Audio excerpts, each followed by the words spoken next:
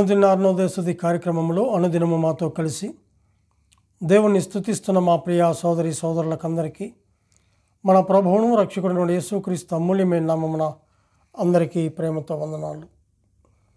ఈ ఉదయకాల మన ధ్యానాంశము స్తుతియాగము చేయుదుము. ఇర్మియా గ్రంథము 17వ అధ్యాయము 26వ వచనం చదువుకుందాం.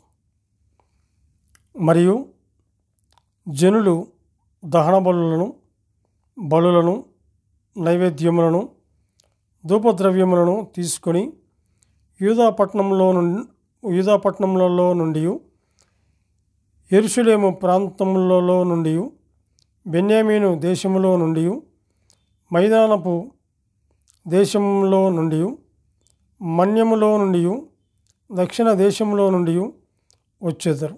యెహోవా మందిరమునకు స్తుతియాగ ద్రవ్యములను తీసుకొని వచ్చేదరు అని చెప్పేసి మనం చూస్తుంటున్నాం. అలాగే లేవియాకాండము 7వ అధ్యాయము 12వ వచనం కూడా మనం చదువుకుందాం. లేవియాకాండము 7వ అధ్యాయము 12వ వచనం.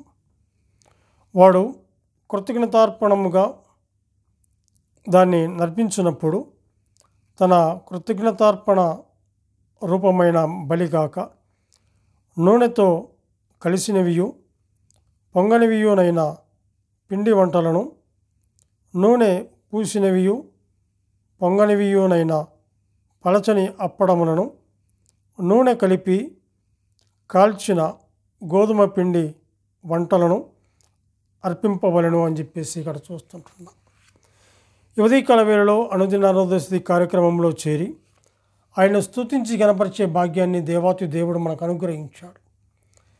ఎన్నో మారులు ఎన్నో దినముల నుండి ఇలాగూ ప్రతి దినము కూడా ఆయన సన్నిధిలో చేరి ఆయన వాక్యాన్ని విని ఆయన స్తుతించి గణపరిచి కృతజ్ఞతార్పణలు అర్పించే కృపను దేవాతి దేవుడు మనకు అనుగ్రహించాడు. కాబట్టి అటువంటి దేవాతి దేవుణ్ణి స్తుతించే భాగ్యాన్ని మనకు అనుగ్రహించాడు. ఇక్కడ మనం గమనించినట్లయితే స్తుతియాగము చేయుదుము అని చెప్పేసి చూస్తున్నాం. ఎవరు స్తుతియాగం చేయాలి? ఎవరు అంటే ప్రభు అయిన యేసుక్రీస్తును నమ్మిన వారు ఎందుకు కృతజ్ఞత స్తుతులు చెల్లించాలి, స్తుతియాగం చేయాలి, కృతజ్ఞతార్పణము ఎందుకు చెల్లించాలి అంటే వారు విమోచింపబడిన వారు కాబట్టి, వారు రక్షింపబడిన వారు కాబట్టి, వారు గొర్రెపిల్ల రక్తములో కడగబడిన వారు కాబట్టి, వారు దేవుని మందిరమునకు స్తుతియాగ ద్రవ్యమును తీసుకొని వచ్చేదరు అని చెప్పి చూస్తున్నాం. ఎవరైతే ప్రభుని యేసుక్రీస్తునందు విశ్వాసం ఉంచి రక్షింపబడి బాప్తిసము తీసుకొని సంఘ సహవాసంలో చేర్చబడి ప్రతి ఆదివారము కూడా ఆయన సన్నిధిలో చేరి ఆయన బల చుట్టూ ఒలిముక్కల వేళ చేర్చబడి ఆత్మతో సత్యముతో ఆరాధిస్తారో వారు పరిశుద్ధులుగా పిలువబడ్డవారు. వారందరూ కూడా ప్రతి ఆదివారమే కాదు ప్రతిరోజు కూడా ఆయన స్తుతించాలి, కృతజ్ఞతార్పణ అర్పించాలి, ఆయన గణపరచాలి, ఆయన మహిమపరచాలి. ఆయన ఎవరో ఆయన ఏమై ఉన్నాడో తెలుసుకొని ఆయన స్తుతించవలసిన వారముగా ఉంటున్నాం. ఇక్కడ గమనిస్తే యెహోవా మందిరమునకు స్తుతియాగ ద్రవ్యములను తీసుకుని రావాలని అని చెప్పి చూస్తాం. అవును, ప్రతి వారు కూడా అర్పణను అర్పిస్తున్నప్పుడు ఆ అర్పణ అది ఆయనకు అంగీకారంగా ఉండాలి. నువ్వు ఇచ్చే బలి ఆ యొక్క స్తుతియాగ ద్రవ్యము కూడా ఏదైతే కానుక సమర్పిస్తున్నావో అది కూడా ఆయనకి ఇష్టమైనది అంగీకారముగా ఉన్నదాన్ని అర్పించాలి. కృతజ్ఞతాస్తుతి కూడా అంతే. మన ఎడల ఆయన చూపిన కృప, ఆయన మన ఎడల చూపించినటువంటి గొప్ప కరుణ, ఆయన మన పట్ల చూపించినటువంటి గొప్ప దయ, ఆయన మన పట్ల చూపించినటువంటి ఆ యొక్క చూపినటువంటి ఆ కృపను బట్టి, ఆ దయను బట్టి, ఆ కనికరమును బట్టి, ఆ చేసినటువంటి ఆ మేలును బట్టి ఆయన మనము స్తుతించవలసిన వారముగా ఉంటున్నాం. ఇక్కడ గమనించినట్లయితే నూనె కలిపి కాల్చిన గోధుమ పిండి వంటలను అర్పింపవలను అని చెప్పి చూస్తుంటున్నాం. అవును, ఆయనకు అర్పించే అర్పణలో కూడా ఎంతో మరి ఆయన అంగీకారంగా ఉండేటువంటి అర్పణ అర్పించాలి. అంతేకాని కయ్యోను హేబేలు విషయంలో మనం చూస్తే ఆయన కూడా మరి హేబేలు శ్రేష్టమైన దానిని తన మందిరానికి వెళ్ళి క్రొవ్విన దాన్ని తీసుకొని వచ్చి దేవునికి అర్పించాడు. అదే విధముగా కయ్యోను కూడా అర్పించాడు.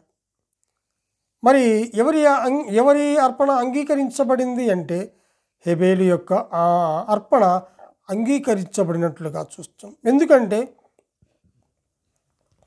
దేవునికి ఏదైతే ఇష్టం ఉందో, ఏదైతే ఆ అర్పణ ద్వారా ఆయన మరి ఆజ్ఞానించబడతాడో, ఏ అర్పణ అయితే ఆయనకు ఇష్టపూర్వకంగా ఉంటుందో, ఏ అర్పణ అయితే ఆయనకు పరిమళ వాసనగా ఉంటుందో ఆ అర్పణ స్వీకరించేవాడుగా ఉంటున్నాడు.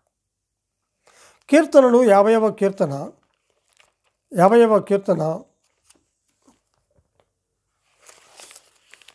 14వ వచనం చదువుకుందాం. 50వ కీర్తన 14వ వచనం. దేవునికి స్తుతియాగము చేయుము, మహోన్నతునికి నీ మొక్కుబళ్ళు చెల్లించు. ఇక్కడ గమనించినట్లయితే దేవునికి స్తుతియాగము చేయాలి. అనేక మంది రకరకాలుగా యాగాలు చేస్తారు. ఆ యాగము కాదు, కానీ దేవునికి స్తుతియాగము, ఆయన స్తుతించాలి, గణపరచాలి. అర్పించే ఆ స్తుతి యాగము ఆయనకు అంగీకారంగా ఉండాలి. మహోన్నతునికి నీ మొక్కుబళ్ళు చెల్లించమని చెప్పి చూస్తున్నాం. అక్కడ గమనిస్తే మీకా గ్రంథంలో మనం చూద్దాం. మీకా గ్రంథము 6వ అధ్యాయము 6వ వచనంలో చూస్తే, ఏది తీసుకుని వచ్చి నేను యెహోవాను దర్శింతును, ఏమి తీసుకొని వచ్చి మహోన్నతుడైన దేవుని సన్నిధిని నమస్కారము చేతును, దహన బలులను ఏడాది దూడలను అర్పించి దర్శింతున్నా, వేల కొలది పొట్టేళ్లను వేలాది నదులంత విస్తార తైలమును ఆయనకు సంతోషం కలుగచేయునా, నా అతిక్రమమునకై నా జ్యేష్ఠపుత్రుని నేనెత్తునా, నా పాప పరిహారమునకై నా గర్భఫలమును నేనెత్తునా అని చెప్పేసి చూస్తున్నాం. ఇక్కడ గమనిస్తే దేవునికి స్తుతియాగము చేయాలి. మహోన్నతునికి నీ మొక్కుబళ్ళు చెల్లిస్తున్నప్పుడు ఆ మొక్కుబడి ఆయన అంగీకరించేదిగా ఉండాలి, ఆయన స్వీకరించేదిగా ఉండాలి, ఆయనకు ఇష్టమైనదిగా ఉండాలి. కానీ అది ఇక్కడ మనం గమనిస్తే, నేను ఏమి తీసుకొని వచ్చి ఆయన స్తుతిస్తున్నాను, ఆయన ఏం కోరుకుంటున్నాడు? అదే 50వ కీర్తనలో మనం చూస్తే 23వ వచనంలో, స్తుతియాగమర్పించువాడు నన్ను మహిమపరచుచున్నాడు, నేను వానికి దేవుని రక్షణ కనుపరుచున్నట్లు వాడు మార్గము సిద్ధపరచుకొనెను అని చెప్పి చూస్తుంటున్నాం. ఆయన ఏం కోరుకుంటున్నాడంటే 51వ అధ్యాయము కీర్తనలు 17వ వచనం, విరిగి నలిగిన మనస్సే. ఆయనకి ఇష్టమైనది ఏదంటే విరిగి నలిగిన మనసే దేవునికి ఇష్టమైన బలి.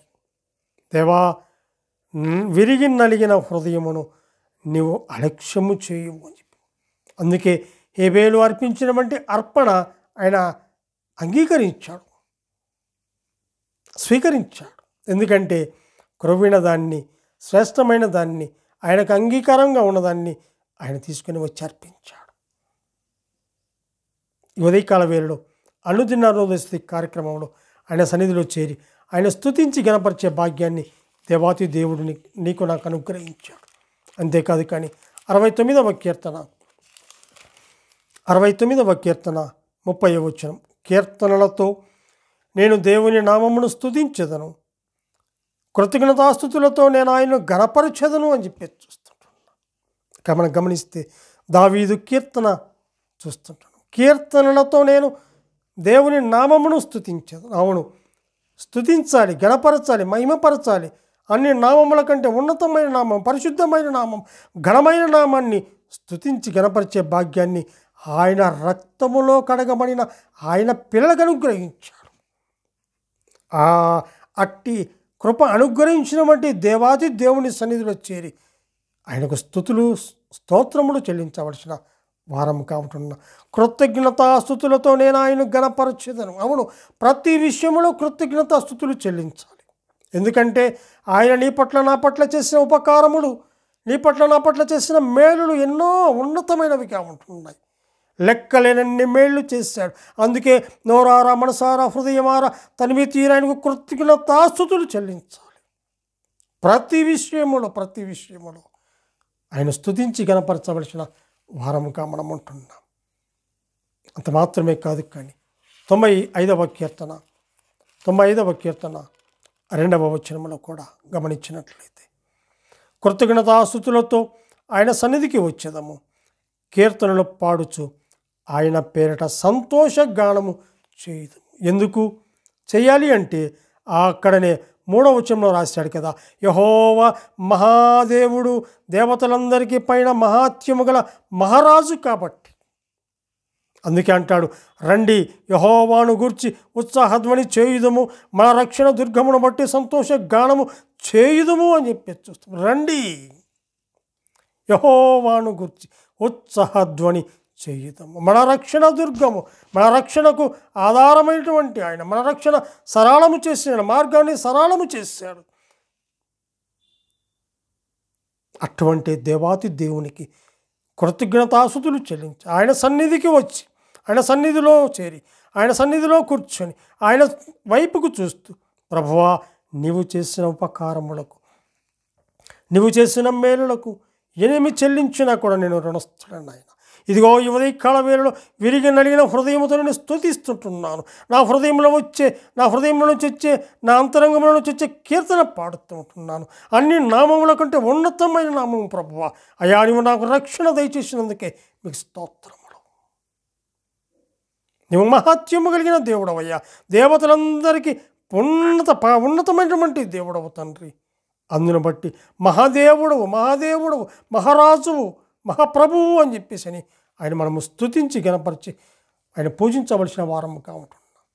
దేవుడు తన వాక్యాన్ని దీవించును గాక. ప్రార్థన చేసుకుందాం. కరుణా సంపన్నుడమైన మా ప్రియ పరలోకపు తండ్రి, మీ ఘనమైన శ్రేష్టమైన ఉన్నతమైన నామమునకు స్తోత్రములు చెల్లించుకుంటున్నాం.